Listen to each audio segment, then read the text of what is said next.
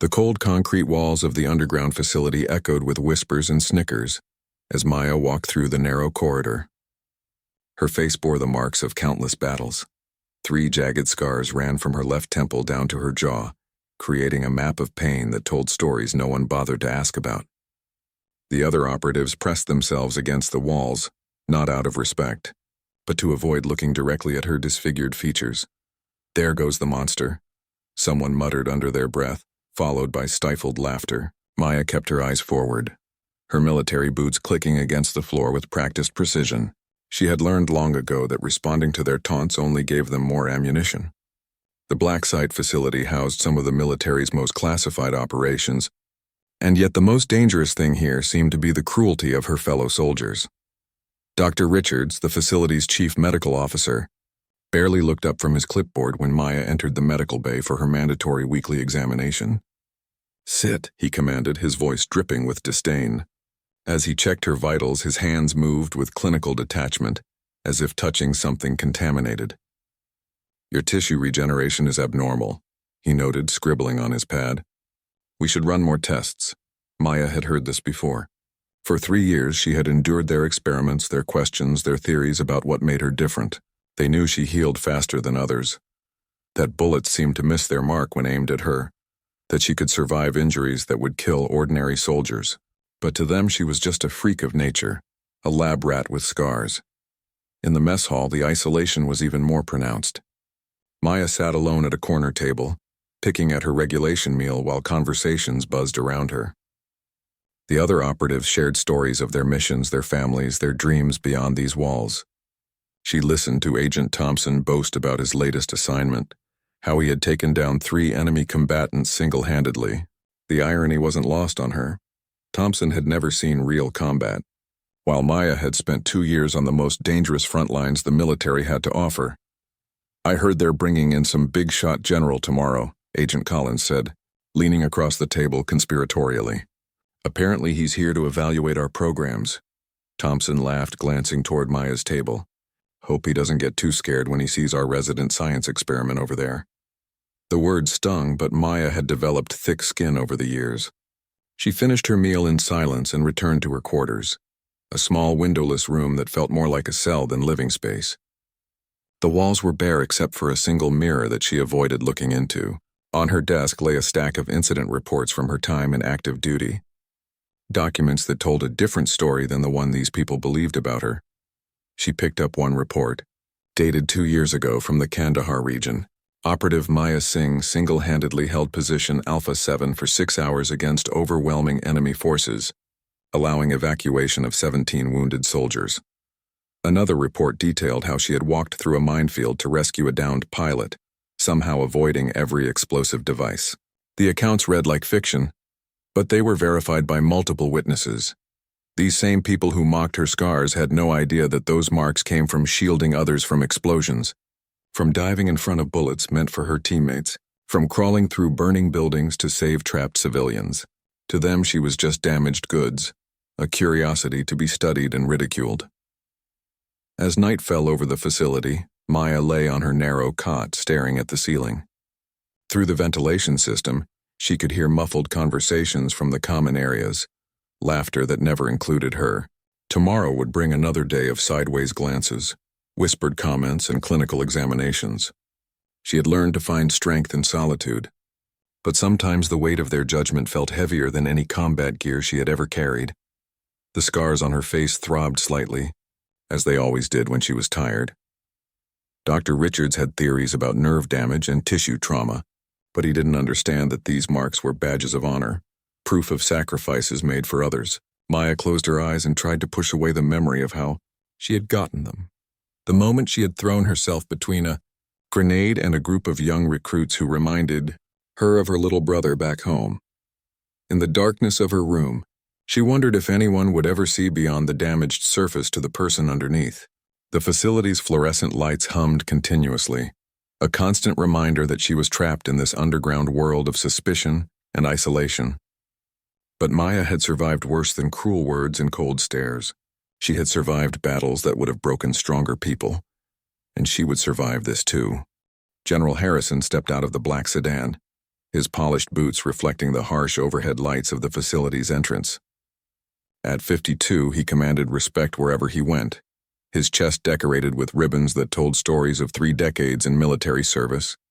The facility director, Colonel Peterson, hurried to greet him with an eager smile and firm handshake. "General, welcome to Blacksite Delta 9.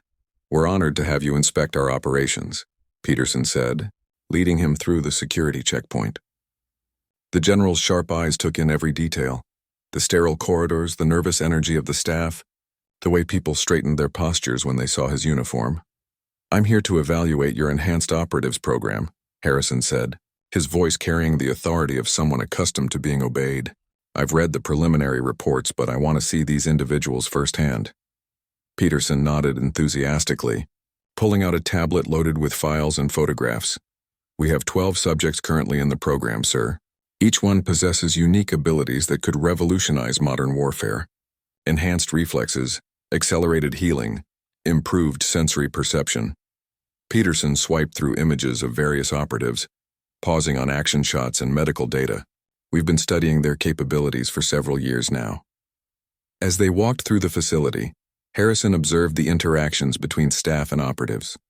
There was something off about the atmosphere, a tension that reminded him of poorly managed units he had encountered in his career. In the training area, he watched several operatives demonstrate their abilities. One agent moved with inhuman speed. Another displayed remarkable accuracy with various weapons. "What about psychological evaluation?" Harrison asked, noting the clinical detachment with which the staff treated their subjects. "These individuals are still soldiers, not laboratory specimens." Peterson shifted uncomfortably, consulting his tablet again. "We maintain strict protocols for monitoring their mental state, sir. Some of them can be challenging to work with."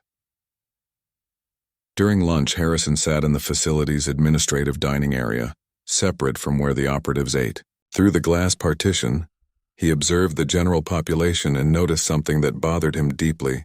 In one corner sat a young woman, completely isolated from the others. Her face bore significant scarring, and she ate in complete silence while other operatives actively avoided her vicinity. "Who is that soldier?" Harrison asked, pointing toward Maya's table. Peterson glanced over and made a dismissive gesture. "That's Subject 7, Maya Singh. She's been here 3 years. Physically remarkable capabilities, but difficult to manage. The scarring makes other personnel uncomfortable." The casual way Peterson dismissed her humanity made Harrison's jaw tighten. "I want to see her file," Harrison demanded. Peterson reluctantly pulled up Maya's records on his tablet, and what Harrison read made his blood run cold. The woman sitting alone had one of the most decorated service records he had ever seen. Medal of Honor recipient, Purple Heart with 3 clusters, Silver Star, Bronze Star with Valor device. Her combat record read like something from a war movie. "This soldier has more confirmed saves than any operative in this facility," Harrison said, his voice growing stern. "She's credited with protecting over 40 lives in direct combat situations. Why is she being treated like a pariah?" Peterson stammered, clearly unprepared for this line of questioning. "Well, sir, her appearance can be disturbing to others and her abilities are unpredictable." Harrison continued reading, his anger building with each page. Maya Singh had volunteered for the most dangerous missions, repeatedly placing herself in harm's way to protect others. The scars on her face came from an incident where she had absorbed the blast from an improvised explosive device to shield 3 junior soldiers. Her unpredictable abilities included an uncanny talent for survival and an almost supernatural ability to appear exactly where she was, needed most during combat. "Schedule a private meeting with Operative Singh," Harrison ordered. "I want to speak with her personally." Peterson looked nervous, wringing his hands as he made notes on his tablet. "Sir, I should warn you that she can be unnerving. The facial damage is quite severe and she doesn't communicate well with authority figures." The general's expression darkened. "Colonel Peterson, that soldier has earned the right to be treated with dignity and respect. I don't care about her appearance, I care about her service record and her current treatment in this facility." He stood up, towering over the smaller man. "In fact, I want to observe how your staff interacts with all the operatives. I'm beginning to have serious concerns about this program." As the afternoon progressed, Harrison made unannounced visits to different sections of the facility. In the medical bay, he witnessed Dr. Richards treating Maya with obvious disdain during a routine examination. In the training areas, he noticed how other operatives gave her a wide berth, how instructors spoke to her in clipped, impersonal tones. The pattern was clear and deeply troubling. Back in Peterson's office, Harrison reviewed more classified documents about Maya's capabilities. Reports described incidents that bordered on miraculous, enemy bullets deflecting harmlessly, explosions that seemed to part around her, an ability to sense danger before it materialized. But rather than treating her as the elite soldier she clearly was, the facility had reduced her to a test subject and social outcast. "I'm seeing a fundamental failure in leadership here. Colonel," Harrison said, his voice cold as winter steel, "you have a genuine war hero in your facility, and you've allowed your people to treat her like a circus freak. This ends now." Peterson tried to protest, but Harrison cut him off with a sharp gesture. "Tomorrow morning, I want every staff member assembled for a briefing about respect and military protocol. And I want to meet with Operative Singh immediately after. It's time someone in this facility remembered what honor and dignity mean." The colonel nodded reluctantly, knowing that his career might depend on how the next 24 hours unfolded. Maya was surprised when the call came for her to report to the main conference room. Usually her meetings with facility leadership were held in sterile medical examination rooms or small offices that felt more like interrogation chambers. She walked through the corridors with her usual measured pace, ignoring the stares and whispered comments that followed her wherever she went. The conference room was larger than any space she had been in since arriving at the facility. Sunlight streamed through high windows, a luxury she had almost forgotten existed. At the far end of a polished table sat a man in a general's uniform, his posture straight and commanding. Colonel Peterson stood nervously nearby, shuffling papers and avoiding eye contact. "Operative Singh, please have a seat," General Harrison said, gesturing to a chair across from him. His voice was different from what she expected, respectful, almost warm. Maya sat down carefully, her hands folded in her lap, waiting for whatever new round of questions or tests they had planned for her. Harrison studied her face for a moment, not with the clinical detachment she was used to, but with something that looked like recognition. "I've been reading your service record," he began, placing a thick folder on the table between them. "It makes for remarkable reading. Operation Desert Storm, 3 tours in Afghanistan, specialized rescue missions in hostile territory." Maya nodded silently, unsure where this conversation was heading. In her experience, discussions about her past usually led to more questions about her unusual abilities, more theories about what made her different. She had learned to give minimal responses, to volunteer nothing that might be used against her later. The Battle of Fallujah, November 2019, Harrison continued, opening the folder to a specific page. "According to multiple witness statements, you single-handedly held a defensive position for 8 hours while your unit evacuated wounded civilians. Enemy forces estimated at over 50 combatants." He looked up at her, his eyes serious. "How does someone do that, Operative Singh?" The question was familiar, but his tone was different. There was no suspicion, no clinical curiosity, just a soldier asking another soldier about combat. Maya hesitated before answering. "I did what needed to be done, sir. My teammates were injured, civilians were trapped. Someone had to buy them time." Harrison leaned back in his chair, a slight smile crossing his face. "That's exactly what I expected you to say. A soldier's answer." He turned several pages in the folder, revealing photographs and after-action reports. "But these accounts describe things that seem impossible. Bullets missing their target at point-blank range, explosions that somehow don't harm you, an ability to anticipate enemy movements." Maya shifted uncomfortably in her seat. This was where conversations usually turned strange, where people started looking at her like she was some kind of monster or experiment. "I got lucky, sir. Combat is unpredictable." She touched her scarred cheek unconsciously, a gesture that had become automatic over the years. "Lucky," Harrison repeated thoughtfully. "That's what you call surviving situations that should have killed you dozens of times over." He closed the folder and leaned forward, his expression growing more serious. "Operative Singh, I want you to tell me about how you're being treated in this facility." The question caught Maya off guard. In 3 years, no one had asked about her well-being, her comfort, or her treatment. She was accustomed to questions about her abilities, her medical condition, her potential usefulness as a weapon, but this felt different, more personal. "I'm being treated according to protocol, sir." Harrison's eyes narrowed slightly. "That's not what I asked. I'm not interested in official protocols right now.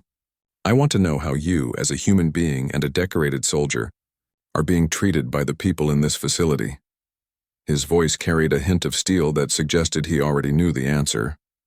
Maya glanced at Colonel Peterson, who was standing rigidly by the window, clearly uncomfortable with the direction of the conversation. She had learned to be careful about complaints, knowing that any criticism could lead to additional restrictions or punishments. "The staff here are professional, sir." "Professional," Harrison echoed, his tone suggesting he found that description inadequate. "Is it professional for medical staff to treat you with obvious disgust? Is it professional for other operatives to isolate you because of your appearance? Is it professional for leadership to refer to you as Subject 7 instead of using your name and rank?" The accuracy of his observations stunned Maya. Someone had actually been paying attention to how she was treated, had noticed the daily humiliations and casual cruelty she endured. For a moment, she didn't know how to respond. "Sir, I understand that my appearance can be disturbing to others. I've learned to accept that." Harrison's expression hardened. "Sergeant Singh, and yes, that is your rank, which people seem to have forgotten. Your scars are evidence of valor, not shame. You earned them protecting others, sacrificing your own safety for your fellow soldiers." He stood up and moved around the table, his bearing commanding but not threatening. "I've spent 30 years in the military and I've seen a lot of heroes, but I've never seen a service record like yours. The problem isn't your appearance or your abilities. The problem is that the people running this facility have forgotten what honor looks like." He stopped in front of her chair, looking down with respect rather than pity. Maya felt something she hadn't experienced in years, a flicker of hope. Someone finally saw beyond the scars, beyond the rumors and fears. Someone recognized the soldier she had been before this place stripped away her identity and reduced her to a test subject. "Thank you, sir," she said quietly, her voice barely above a whisper. "Don't thank me yet," Harrison replied, returning to his seat. "I want to know everything. How you're housed, how you're fed, how you spend your time, what kind of training you receive. I want to understand exactly what's been happening here, because what I've observed so far is completely unacceptable." For the first time in 3 years, Maya began to speak openly about her experiences at the facility, and General Harrison listened with the attention and respect that a decorated soldier deserved. As Maya spoke, General Harrison's expression grew darker with each revelation. She described the daily routine of isolation, the medical examinations conducted without basic courtesy, the way other operatives treated her like a dangerous animal rather than a fellow soldier. She told him about nights spent in solitary confinement as punishment for asking questions about her treatment, about meals eaten alone while others socialized freely. "They make me feel like I'm something to be studied rather than someone who served," Maya said, her voice growing stronger as she continued. "Dr. Richards runs tests constantly, trying to figure out why I heal faster, why I seem to avoid serious injury. But he treats me like a lab rat, not a human being." Harrison made notes as she spoke, his pen moving across the paper with sharp, angry strokes. "How long since you've had meaningful human contact, Sergeant? A conversation that wasn't about your abilities or your medical condition?"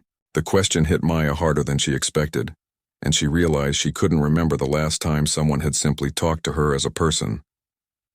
"I don't know, sir. Maybe before I came here." She paused, thinking back to her last deployment, when she had been part of a tight-knit unit that respected her skills and treated her as family. "The soldiers in my last unit, they didn't care about my appearance. They called me Guardian Angel because I always seemed to show up when things went wrong." The irony wasn't lost on Harrison. A woman nicknamed Guardian Angel was being treated like a demon in her own military facility. "Tell me about your capabilities, Sergeant. Not the medical theories or scientific speculation. Tell me what you experience when these things happen." Maya had never been asked to describe her abilities from her own perspective. Usually researchers wanted objective data, measurable results, clinical observations. "It's hard to explain, sir. Sometimes I know things are going to happen before they do. In combat, I could sense where danger was coming from, which direction to move. When my teammates were in trouble, I could somehow find them even in chaotic situations. And the physical resilience? The healing? Harrison prompted, genuinely interested in her personal experience rather than just the observable phenomena. Maya touched her scarred cheek again, an unconscious gesture that seemed to help her think. I've always healed quickly, even as a child, but it got more pronounced after my first deployment. The injuries that should have been fatal somehow weren't. Bullets that should have hit me missed by inches. Explosions that should have killed me left me standing. She looked directly at Harrison, her eyes holding a mixture of confusion and acceptance. I don't understand it, sir. I just know that I was able to protect people because of it. Harrison set down his pen and leaned back in his chair. Sergeant Singh, I'm going to share something with you that's classified at the highest levels. There are legends in military intelligence about soldiers like you, individuals who appear throughout history during times of great conflict. They're called guardians in the old files, people who seem to be touched by something beyond normal human experience. Maya's eyes widened. This was the first time anyone had suggested that her abilities might be part of something larger, something that had precedent in military history. Legends, sir? Stories going back centuries. Soldiers who could sense danger, who survived impossible odds, who appeared at crucial moments to turn the tide of battles. Most were dismissed as myths or exaggerations. But there are enough documented cases to suggest something real. Harrison opened a different folder, this one marked with multiple classification stamps. During World War II, there was a medic named James Mitchell who survived 3 separate incidents that should have killed him, each time while saving wounded soldiers. In Vietnam, a sergeant named Maria Gonzalez was credited with single-handedly defending a field hospital against overwhelming odds. The stories are always the same. Ordinary soldiers who became something extraordinary when others needed protection. Maya absorbed this information, feeling a strange mixture of relief and bewilderment. For years she had felt like a freak, an anomaly that couldn't be explained or understood. To learn that others like her had existed throughout history was both comforting and overwhelming. What happened to them, sir? The other guardians? Harrison's expression grew somber. Most disappeared into classified programs, much like what happened to you. Some were studied, some were exploited, some were simply forgotten. None of them, as far as I can determine, were given the honor and recognition they deserved. He closed the folder and looked directly at Maya. That pattern ends with you. I don't understand. Sir. Maya felt a flutter of hope mixed with fear.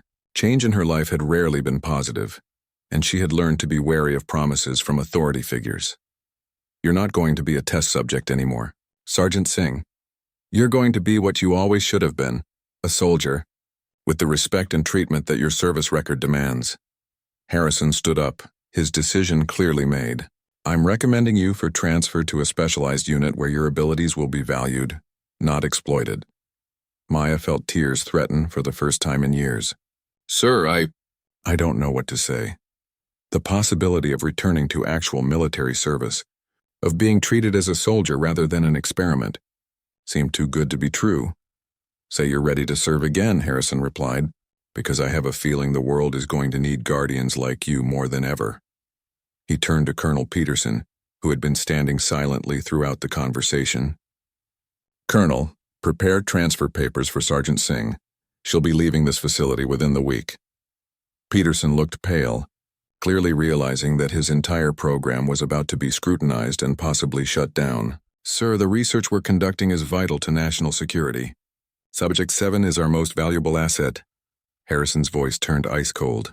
Her name is Sergeant Maya Singh, and she's a decorated soldier, not an asset to be hoarded in an underground facility. This conversation is over, Colonel. Prepare those transfer papers or I'll have someone else do it for you. Word spread quickly through the facility that things were changing. General Harrison's presence had upset the careful balance of power that Colonel Peterson had maintained for years. Maya noticed the difference immediately. Staff members who had previously ignored her now watched nervously as she passed, uncertain how to behave now that someone with real authority was paying attention to her treatment. Dr. Richards was particularly agitated during her final medical examination. His hands shook slightly as he checked her vitals, and he avoided making eye contact. I suppose you think you're quite clever, he muttered under his breath as he updated her chart. Getting the general to feel sorry for you with those scars. Maya looked at him steadily, feeling a strength she hadn't experienced in years. Those scars represent soldiers who went home to their families because I was there, doctor. I'm not ashamed of them." Her voice was calm but firm, no longer the submissive tone she had used for so long. The change in her demeanor was noticeable to everyone. Other operatives who had previously avoided her now seemed uncertain, whispering among themselves about what her new status might mean for the facility. Agent Thompson, who had been particularly cruel in his comments, now kept his distance entirely, perhaps realizing that his treatment of a decorated war hero might not look good under scrutiny. General Harrison spent the next 2 days conducting a thorough investigation of the facility's operations. He interviewed staff members, reviewed medical records, and observed training sessions. What he found was a pattern of dehumanization that extended beyond Maya to affect many of the operatives, though none as severely as she had been treated. In his temporary office, Harrison compiled a detailed report that would likely end several careers and result in major changes to the Enhanced Operatives Program. The facility had lost sight of its mission, treating valuable soldiers as test subjects rather than human beings deserving of respect and dignity. Maya's final night at the facility was spent packing the few personal belongings she had been allowed to keep. As she folded her uniforms and gathered her small collection of books, she reflected on the 3 years she had spent in this underground prison. The experience had been traumatic, but it had also taught her something about inner strength and resilience. A knock at her door surprised her. She opened it to find Agent Collins standing in the hallway, looking uncomfortable but determined. "Sergeant Singh, I wanted to apologize before you leave," he said quietly. "We treated you badly and there's no excuse for it. You deserved better from us." Maya studied his face, seeing genuine remorse there. "Thank you for saying that," she replied. "It means more than you know." Collins nodded and walked away, leaving her to wonder if others might find the courage to examine their own behavior. The morning of her departure, General Harrison arrived early to escort Maya from the facility personally. She walked through the corridors one last time, but now her posture was different, straighter, more confident. The whispers that followed her seemed less malicious, replaced by a grudging curiosity about where she was going and what role she might play in the larger military structure. "Your new assignment is with Task Force Guardian," Harrison explained as they walked toward the exit. "It's a specialized unit that handles situations requiring unconventional approaches. The soldiers there understand what it means to be different, and they'll value your unique capabilities." Maya felt a mixture of excitement and nervousness about returning to active duty. "Will I be in combat again, sir?" she asked, realizing that despite everything she had endured, the prospect of serving alongside fellow soldiers again filled her with purpose. "When necessary," Harrison replied. "But you'll also be training others, sharing your experience, helping to develop new strategies for protecting people in dangerous situations. Your knowledge is too valuable to waste in a laboratory."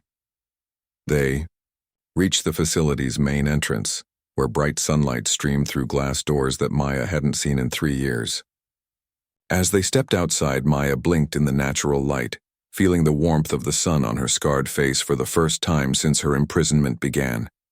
The world looked different somehow, more colorful, more alive. She realized that she had begun to think of herself as the monster others believed her to be. But General Harrison had reminded her of who she really was. "There's one more thing, Sergeant," Harrison said as they approached a waiting military transport vehicle. Task Force Guardian is commanded by Colonel Sarah Chen, another soldier with an unusual background. She specifically requested you for her unit after reading your service record. He handed Maya a new set of orders, officially transferring her to active duty status. Maya looked at the papers, seeing her name and rank properly formatted for the first time in years. "Sergeant Maya Singh, Task Force Guardian, Special Operations Command." The words seemed to restore something fundamental to her identity that had been stripped away in the facility. "Thank you, sir," she said, her voice strong and clear, "for seeing who I really am, for remembering that I'm a soldier." Harrison smiled, the first genuinely warm expression she had seen from an authority figure in longer than she could remember. "No, Sergeant Singh. Thank you for never forgetting it yourself despite everything they put you through. That's what real strength looks like." He saluted her formally, a gesture of respect between soldiers that brought tears to Maya's eyes. As the transport pulled away from the facility, Maya watched the underground complex disappear behind them, taking with it 3 years of isolation and dehumanization. Ahead lay uncertainty, but also opportunity, the chance to serve again, to use her abilities to protect others, to be part of something larger than herself. For the first time in years, she felt hope about the future. The Task Force Guardian headquarters was located in a converted military base, nestled in the mountains of Colorado, far from the sterile underground facility Maya had called home for 3 years. As their transport wound through mountain roads, she pressed her face to the window, marveling at the open sky and natural landscape that stretched endlessly before them. Colonel Sarah Chen was waiting on the tarmac when they arrived, her presence immediately commanding attention without the need for intimidation. She was perhaps 40 years old, with intelligent dark eyes and a bearing that spoke of hard-earned authority. When she stepped forward to greet Maya, there was genuine warmth in her expression. "Sergeant Singh, welcome to Guardian Base," Chen said, extending her hand in a firm handshake. "I've been looking forward to meeting you for some time." Maya noticed that Chen's gaze didn't linger on her scars with curiosity or revulsion, but simply met her eyes with professional respect. "Thank you, ma'am. I'm honored to be here," Maya replied, feeling the truth of those words resonate through her. After years of being treated as an aberration, being welcomed as a valued team member felt almost surreal. As they walked across the base, Maya observed the differences from her previous assignment immediately. Soldiers moved with purpose, but without the rigid tension she had grown accustomed to. People nodded respectfully as they passed, and she noticed several individuals who themselves bore visible signs of being different. Unusual scars, prosthetics that seemed more advanced than standard military issue, and an overall sense that this was a place where uniqueness was valued rather than feared. Task Force Guardian was established 5 years ago, Chen explained as they toured the facilities. "Our mission is to handle situations that require unconventional approaches, hostage rescues in impossible circumstances, disaster relief where normal teams can't operate, protective details for high-value targets in extreme danger." She gestured toward a group of soldiers practicing complex maneuvers in a training yard. "Every person here has abilities or experiences that make them exceptional." Maya watched the training exercise with growing fascination. One soldier moved with inhuman speed, while another seemed to anticipate his teammates' actions before they made them. The coordination was flawless, each person contributing their unique strengths to achieve objectives that would be impossible for ordinary units. "That's Lieutenant James Park," Chen said, pointing to the soldier with enhanced speed. "He was in a chemical accident during a deployment in Syria. Instead of killing him, it accelerated his nervous system response time. Over there is Staff Sergeant Maria Santos. She survived a lightning strike and now has an uncanny ability to sense electrical systems and communications." They entered the main building, which felt more like a college campus than a military facility. Common areas were comfortable and welcoming, with natural light streaming through large windows. Maya noticed soldiers relaxing together, sharing meals and conversation without the hierarchical barriers she was used to. It was clear that this unit functioned more like an extended family than a traditional military command structure. "Your quarters are in the West Wing," Chen said, leading Maya down a hallway lined with personal photos and memorabilia. "You'll find it quite different from your previous accommodations." Maya's room was spacious and bright, with a large window overlooking the mountains and comfortable furniture that looked lived in, rather than institutional. "Ma'am, may I ask about your own background?" Maya ventured, curious about the woman who commanded such an unusual unit. Chen smiled, seeming pleased by the question rather than defensive. "I was a demolitions expert until an IED explosion left me with shrapnel near my brain," Chen replied matter-of-factly. "The doctors expected cognitive damage, but instead I developed an enhanced ability to process multiple streams of information simultaneously. I can coordinate complex operations in real time, seeing patterns and connections that others miss." Maya felt a profound sense of relief at hearing someone else speak openly about their transformation, without shame or secrecy. "How long did it take you to accept what had happened to you?" she asked. "Years," Chen admitted honestly. "I went through anger, denial, fear about what I'd become. But eventually I realized that our experiences, painful as they were, gave us the ability to help people in ways that nobody else can. That's when I stopped seeing my condition as a curse and started viewing it as a responsibility. They spent the afternoon meeting other members of the unit, each with their own remarkable story of transformation and adaptation. Master Sergeant David Kim had lost his sight in an explosion, but developed extraordinary hearing and spatial awareness that made him invaluable for reconnaissance. Captain Lisa Rodriguez had survived a near-drowning incident that left her with an intuitive understanding of weather patterns and environmental dangers. What struck Maya most powerfully was how these soldiers spoke about their abilities, not as burdens or sources of shame, but as tools that enabled them to serve others more effectively. The culture Chen had created celebrated their differences while maintaining the discipline and professionalism of an elite military unit.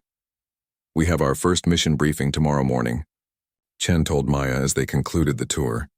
"Nothing too strenuous, a training exercise to help you integrate with the team. But I should warn you that we approach things differently here. We rely on each person's instincts and unique perspectives, not just following standard protocols." That evening, Maya joined the unit for dinner in the communal dining hall. The conversation was lively and inclusive, with team members sharing stories from their past missions and personal experiences. For the first time in years, Maya found herself laughing genuinely as Lieutenant Park recounted a mishap during a training exercise where his enhanced speed had caused him to literally run into a wall. "The best part," Park continued, grinning widely, "was that I was moving so fast that I left a perfect human-shaped impression in the concrete. Colonel Chen made me explain to the base engineers why we needed wall repairs." The table erupted in laughter, and Maya felt something inside her chest loosen, a tension she hadn't even realized she'd been carrying. Staff Sergeant Santos leaned toward Maya, her expression curious but respectful. "We heard about your service record, 3 Medal of Honor citations. That's incredible." Unlike the clinical interest she was used to, Santos's admiration felt genuine and peer-to-peer. "The situations just happened," Maya replied modestly. "I was in the right place at the right time." Captain Rodriguez shook her head firmly. "That's not luck, Sergeant. That's instinct, training, and courage working together. We've all read the after-action reports. You have a gift for being exactly where people need you most." As the evening progressed, Maya shared some of her own stories for the first time in years. She told them about the convoy ambush where she had somehow sensed the location of hidden explosives, allowing her unit to avoid a devastating attack. She described the refugee camp evacuation where she had found wounded civilians trapped under debris that rescue teams had missed. "You know what I think?" Master Sergeant Kim said thoughtfully. His unseeing eyes turned in Maya's direction with uncanny accuracy. "I think we're all connected to something larger than ourselves. Whether you call it intuition, divine intervention, or just heightened human awareness doesn't matter. What matters is that we use these gifts responsibly." The conversation continued late into the evening, touching on philosophy, purpose, and the unique burden of being different in a world that often feared what it didn't understand. Maya felt herself opening up in ways she hadn't since before her assignment to the blacksite facility, sharing thoughts and feelings she had kept buried for years. Colonel Chen had been mostly quiet during dinner, observing the group dynamics with the practiced eye of a leader, assessing how her newest team member would fit in. As the gathering began to wind down, she approached Maya privately. "How are you feeling about all this?" Chen asked directly. "I know the transition from isolation to integration can be overwhelming." Maya appreciated the straightforward question and the genuine concern behind it. "Honestly, ma'am, it feels almost too good to be true," Maya admitted. "I keep waiting for someone to tell me it's all temporary, that I'm still just a test subject." Chen nodded understandingly, clearly familiar with the psychological effects of dehumanizing treatment. "It's real. Sergeant Singh, you're home now with people who understand what you've been through and what you're capable of. We don't just accept your differences here, we celebrate them." Chen paused, choosing her words carefully. "But I won't lie to you. The missions we undertake are dangerous, sometimes more so than conventional military operations. We go places and do things that regular units can't handle." Maya felt a surge of anticipation rather than fear. "That's exactly what I want, ma'am. I want to serve, to use whatever abilities I have to help people. I've spent 3 years feeling useless, like a specimen in a jar. I need to do something that matters again." Chen smiled, seeing the determination and renewed sense of purpose in Maya's eyes. Then get some rest, Sergeant. Tomorrow we start preparing you for operations that will challenge every skill you've developed. And Maya? She used her first name deliberately, emphasizing the personal connection. Welcome to the family. As Maya walked back to her quarters, she looked up at the star-filled sky that had been hidden from her for so long.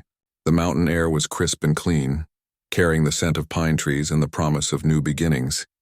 For the first time since her transformation, she felt truly hopeful about the future and her place in it. 6 months later, Maya stood on the observation deck of Guardian Base, watching the sun rise over the Colorado mountains. The scars on her face caught the golden morning light, but now they seemed different to her. Not marks of shame, but badges of honor that told the story of lives saved and battles won. She had found her place in the world again, and more importantly, she had found herself. The mission that had just concluded was their most challenging yet. A terrorist group had taken hostages in a chemical plant, threatening to release toxic gases into a major population center. Conventional military forces had been unable to approach due to the complex maze of pipes and dangerous chemicals that filled the facility. But Task Force Guardian specialized in impossible situations. Maya's role had been crucial to the mission's success. Her ability to sense danger had allowed the team to navigate through the plant's hazardous areas safely, while her uncanny knack for appearing where she was needed most had enabled her to reach hostages that other team members couldn't access. Working alongside Lieutenant Park's speed, Staff Sergeant Santos's technical intuition, and Captain Rodriguez's environmental awareness, they had saved 43 lives without a single casualty. The debriefing session that followed had been unlike anything Maya had experienced in her military career. Colonel Chen praised each team member's contributions, but more than that, she acknowledged how their unique abilities had made victory possible. There were no clinical questions about how their powers worked, no demands for scientific explanations, just recognition of professionals doing their jobs at the highest level. I've been thinking about something General Harrison said when he first found me, Maya told Master Sergeant Kim as they stood together on the deck. Kim's enhanced hearing allowed him to sense her emotional state in ways that went beyond normal conversation. What was that? Kim asked, his voice carrying the gentle curiosity that had made him such a valuable counselor for new team members struggling with their transformations. He told me about legends of soldiers like us throughout history, people who appeared during times of great need, who could do things that seemed impossible. At first I thought he was just trying to make me feel better about being different.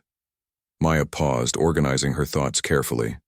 But now I think he was right. We're not accidents or aberrations. We're exactly what we need to be, when the world needs us to be it. The scars, the strange abilities, the way we survived things that should have killed us. It all happened for a reason. Kim nodded slowly, a smile crossing his weathered face. Colonel Chen calls it purposeful evolution, the idea that extreme circumstances sometimes create exactly the people needed to handle those circumstances. We're not broken soldiers who happen to develop unusual traits. We're guardians who became what we needed to become. Their conversation was interrupted by Colonel Chen's voice over the base communication system, calling all team members to the briefing room. As they made their way inside, Maya reflected on how different her life had become since leaving the blacksite facility. Instead of being isolated and studied, she was valued and utilized. Instead of being treated as a curiosity, she was respected as a professional. The briefing room was filled with familiar faces, her teammates, her family, in every way that mattered. They had been through life and death situations together, had trusted each other with their deepest fears and greatest hopes. The bonds formed in this unit went beyond military protocol to something more fundamental and enduring. I have an announcement to make, Colonel Chen began, her expression serious but not grim. Effective immediately, Sergeant Maya Singh is being promoted to Staff Sergeant and will be taking on additional responsibilities as our new training coordinator for integration programs. The room erupted in applause and congratulations. Maya felt overwhelmed by the recognition, but more than that, she felt the deep satisfaction of knowing that her experiences, both the traumatic and the transformative, would now be used to help others who found themselves in similar situations. We're establishing a network of guardian units across different military branches, Chen continued. Staff Sergeant Singh will be traveling to various bases to help identify potential candidates and develop programs to support soldiers who display unusual abilities. Her experience in both conventional military service and specialized operations makes her uniquely qualified for this role. After the briefing, Maya walked alone through the base, visiting all the places that had become meaningful to her during her recovery and reintegration. The training grounds where she had learned to work as part of a team again. The medical facility where doctors treated her as a human being rather than a test subject. The common areas where she had rediscovered the joy of simple human connection. She paused at a memorial wall dedicated to soldiers who had given their lives in service to others. Her own name wasn't there. She had survived when others hadn't, had been given a second chance to serve. The weight of that responsibility no longer felt crushing, as it had during her darkest days. Now it felt like purpose, like destiny fulfilled. General Harrison arrived that evening for the promotion ceremony, bringing with him news about the blacksite facility where Maya had spent 3 years. Colonel Peterson has been relieved of command, he told her privately. The entire program has been restructured to focus on supporting enhanced operatives rather than exploiting them. Your testimony was instrumental in making those changes happen. I'm glad, Maya replied simply. No one else should have to go through what I experienced. We're soldiers, not laboratory experiments. Harrison nodded approvingly, seeing in her the same strength and integrity that had first caught his attention in that sterile conference room months earlier. The promotion ceremony was held outdoors under the vast Colorado sky, with mountains providing a majestic backdrop. As Colonel Chen pinned the new rank insignia on Maya's uniform, she thought about the journey that had brought her to this moment. The pain, the isolation, the slow rebuilding of identity and purpose, it had all led to this. Standing at attention as her teammates and commanders saluted her new rank, Maya felt the morning sun warm her scarred face. The marks that had once made her feel like a monster now seemed like a roadmap of survival, resilience, and ultimately triumph. She was no longer the broken soldier hidden away in an underground facility. She was Staff Sergeant Maya Singh, guardian, protector, and living proof that even in the darkest circumstances, the human spirit could not only endure but flourish. The ceremony concluded with Task Force Guardian's traditional oath, spoken by all members together. We are the shield in the darkness, the light in the storm, the guardian angels who appear when hope seems lost. We serve not for glory or recognition, but because others need us to stand watch. This we pledge, this we honor, this we are. As the voices echoed across the mountain valley, Maya knew she had finally found her true calling. She was home.